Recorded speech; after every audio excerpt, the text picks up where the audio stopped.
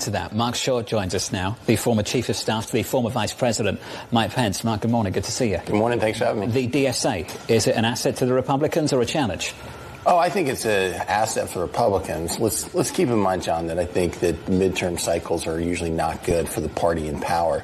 They're especially brutal when that party in the presidency also occupies both chambers of Congress. And so recent years, it's been average, last 50 years, been average about a 39-seat loss in the House when you have control of all chambers.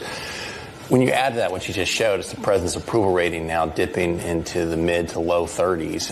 That's an incredibly challenging environment. And as you know, I think that one of the reasons President Trump was reelected was to address the affordability issue. And it seems like that's still front and center for a lot of voters. And so that's a very difficult hill to climb for a lot of Republicans.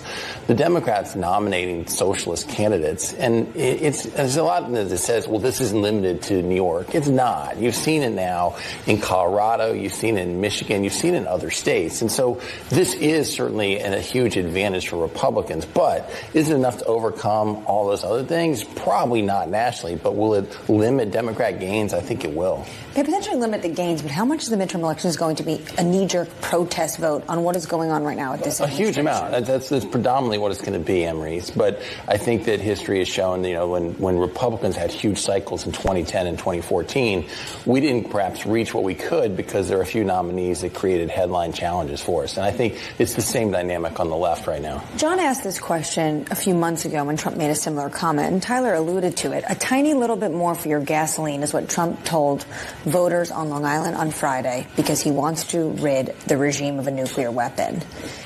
Do you get a sense that he cares about the midterms? Well, I think they're two separate questions.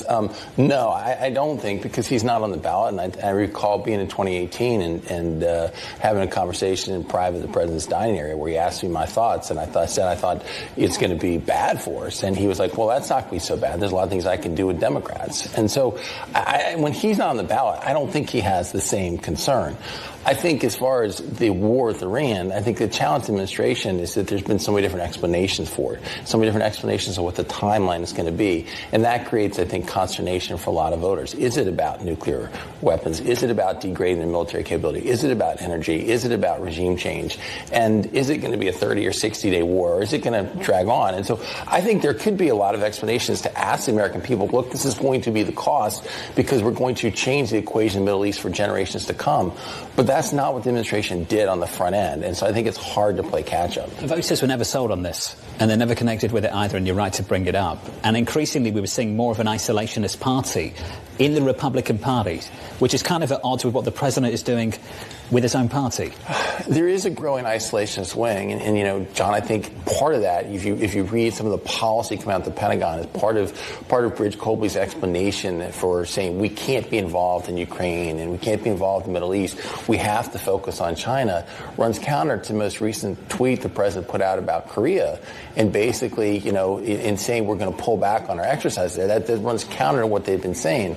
And I recall in the first administration in the early days, it was the efforts of the State Department, the Vice President's office, that put a lot of time into to get Otto Warmbier released from North Korea, and where he'd been brutally tortured and came back with severe brain damages and died shortly thereafter. To suggest that Kim Jong-un is not a threat is just wild. Do you think that he's trying to do another meeting with Kim Jong-un like he did in the first administration? I think he could probably get that if he wanted. My suspicion is probably something more about trade with South Korea and something that he's irritated about. And he's using Iran to try to get South Korea to come in on a trade deal. Yeah.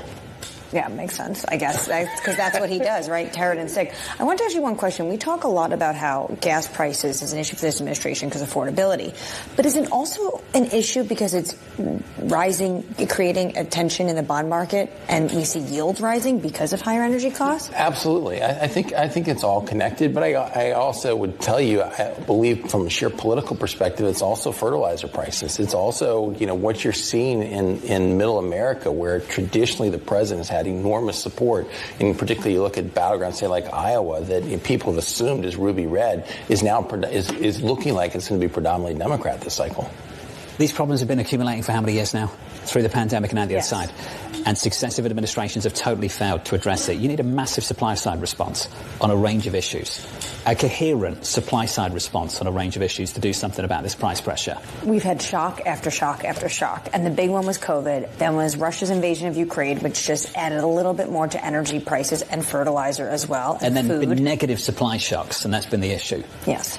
And it's just challenging because this administration ran on affordability. And the problem is right now is that is not working out with their foreign policy and this idea that they want to rid Iran of a nuclear weapon. At the same time, the president told the American people it was going to be short, and we're 6 months in. Mark, appreciate it. It's good to see you. Thanks for having me, sir. Thank you. Mark Short there, the former Chief of Staff to the former VP Pence. Up next on the programme,